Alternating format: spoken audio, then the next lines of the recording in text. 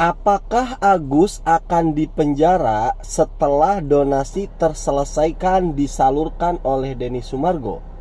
Saya rasa sih kalau sampai dipenjara enggak, tapi kalau ditahan sementara itu iya. Nah, pada kesempatan konten kita kali ini akan berjalan dua topik dalam satu narasi yang bersamaan.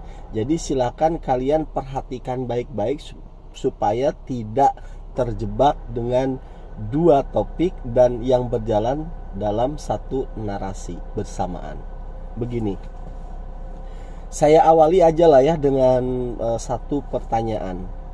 Kalian setuju nggak kalau kesuksesan seseorang itu bukan didasarkan pada modal, bukan didasarkan pada pendidikan, tetapi kesuksesan seseorang itu ditentukan oleh komunikasi. Yang pertama. Kemudian yang kedua, bahwasanya kesuksesan seseorang itu ternyata ditentukan oleh energi. Karena di dalam tubuh manusia itu terdapat dua energi, energi positif dan energi negatif. Mungkin jawaban kalian ada yang setuju, ada yang enggak. Tapi jawaban kalian baik itu setuju ataupun tidak itu akan tereduksi setelah kalian menonton video ini sampai selesai. Artinya tereduksi itu bagaimana? Mempertanyakan kembali.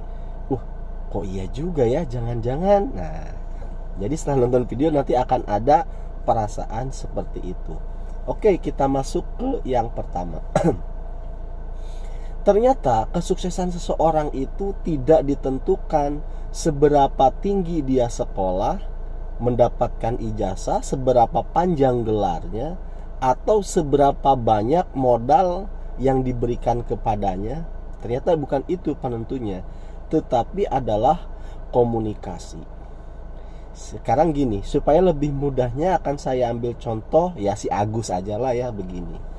Kalian imajinasikan kalau saya ini adalah Agus, oke? Saya ini adalah Agus. Nah, saya akan merespon dengan dua respon yang berbeda terhadap penyaluran duit donasi ke NTT. Nanti akan saya berikan dua respon. Nah, ini untuk menguji statement di awal. Apa benar kesuksesan seseorang itu didasarkan pada komunikasi, dan kesuksesan seseorang itu didasarkan kepada energi, begitu loh ya. Oke, sekarang saya menjadi Agus. Kalian imajinasikan saya ini menjadi Agus dan saya akan merespon tentang penyaluran dana ke NTT. Respon yang pertama, ini saya jadi Agus, ya kan? Ya, sebenarnya sih, misalkan ditanya oleh wartawan, Gus, bagaimana pendapatmu? Ini nih, duit donasi dialihkan akhirnya ke NTT. Oke, saya sebagai Agus jawab dong. Ya sebenarnya sih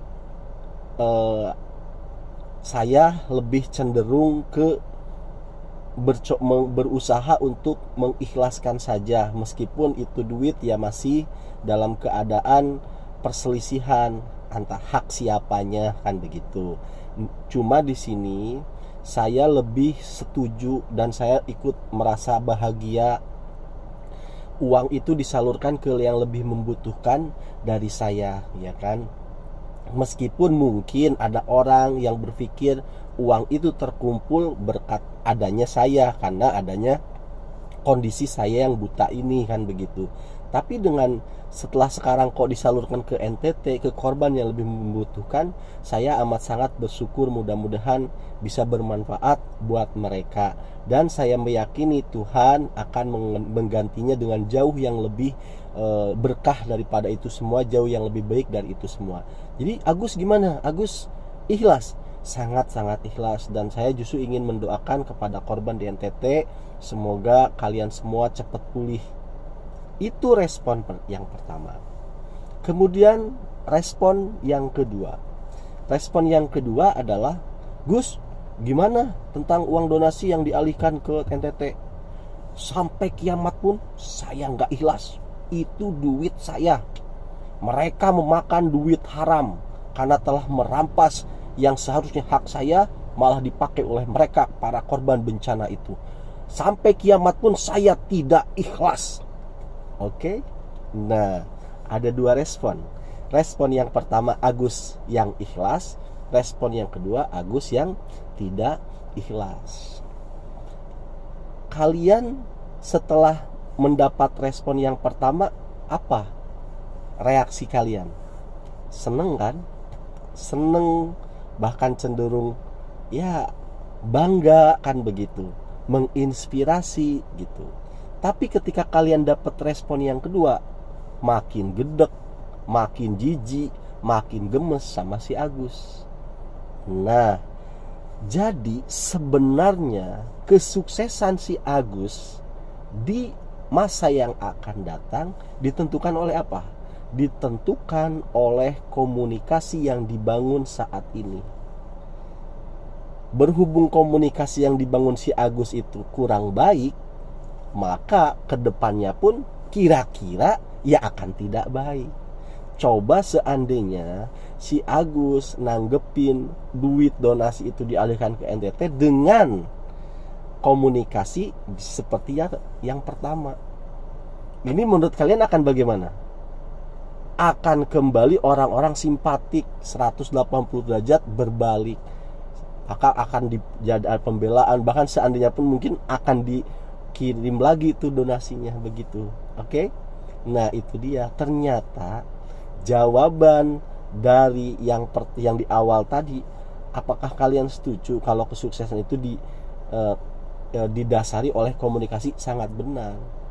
Kamu sekolah tinggi-tinggi, gelarmu sampai tinggi, komunikasimu buruk, lah terus gimana kamu mau sukses? Emangnya kamu bisa sukses sendirian? Hidup sendiri aja nggak bisa. Manusia itu kan makhluk sosial, semuanya bergantung kepada orang lain, begitu kan? Bisa nggak Raffi Ahmad sukses sendirian? Nah, terus siapa yang mau beli barang-barangnya dia? Siapa yang mau nonton dia? Betul?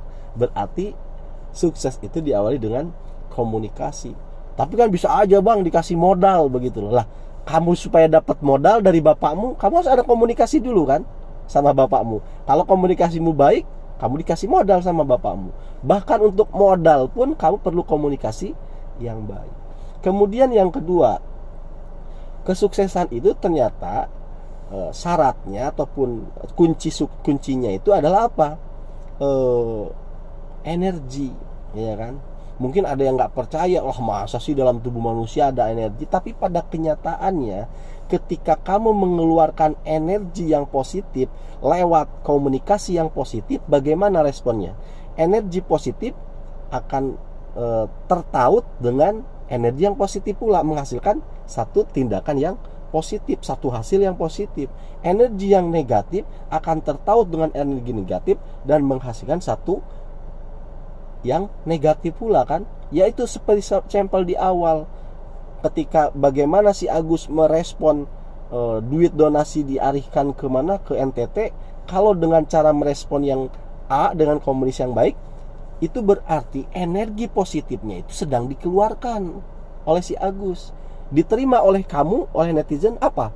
Positif juga kan? Positif, menghasilkan sesuatu yang positif. Tapi kalau bilang sampai kiamat pun saya gak ikhlas, itu duit saya, negatif yang keluar. Yang ada dari kamu yang keluar dari apa? Negatif pula muncul tuh kamu dari mulutmu lewat ketikan, lewat komen. Gus, duit lu dari mana? Lu nganggur tuh, pokoknya dihujat kan? Yang menghasilkan apa? Outputnya negatif pula, begitu loh. Nah, jadi jelas ya di sini ternyata kunci sukses seseorang itu satu, komunikasi yang baik, yang kedua pancarkan energi positif yang ada di dirimu. Dengan cara apa? Dengan komunikasi yang baik ya, jadi jangan sampai energi negatif yang kamu tonjolkan tuh bahaya, karena akan direspon dengan negatif pula, begitu. Sudah bisa ambil pelajarannya? Ya, betul. Komunikasilah yang baik ya. Terjadinya penjunuhan, terjadinya lain sebagainya tindakan kriminal, selalu diawali dengan komunikasi yang buruk atau diawali dengan energi yang negatif yang busuk. Memang nggak komunikasi, diem aja, ya kan? Tapi tindakanmu itu, misalkan lagi tiba-tiba orang lagi jalan, kamu ngeludah misalkan begitu. Memang kamu nggak komunikasi, tetapi cara meludah itu adalah cara kamu mengeluarkan energi negatifmu kan di depan orang itu. Nah, itu dia. Akhirnya responnya apa? Negatif juga, bahaya, terjadilah pertengkaran. Ngapain lu ngeludah-ludahin gua lu? Terjadilah pertengkaran. Betul nggak? Begitu tuh. Nah, sekarang kembali ke pertanyaan di statement di awal banget nih. Agus itu dipenjara setelah bisa nggak Agus, kemungkinan Agus dipenjara apa enggak setelah donasi ini dialihkan ke NTT? Saya bilang Agus tidak mungkin dipenjara, tapi kalau ditahan sementara selama mungkin 20 hari itu bisa. Dan ini adalah dua topik yang berjalan bersamaan di satu narasi. Karena yang saya maksud Agus ditahan itu adalah Agus Buntung. Mohon maaf ya kalau kejebak di awal. Ternyata yang saya bahas Agus yang pertama itu adalah Agus Buntung, Agus yang kedua baru Agus Buta. Makanya saya bilang dua topik berjalan bersamaan di dalam satu narasi. Terima kasih karena sudah menyimak. Mohon maaf kalau terjebak.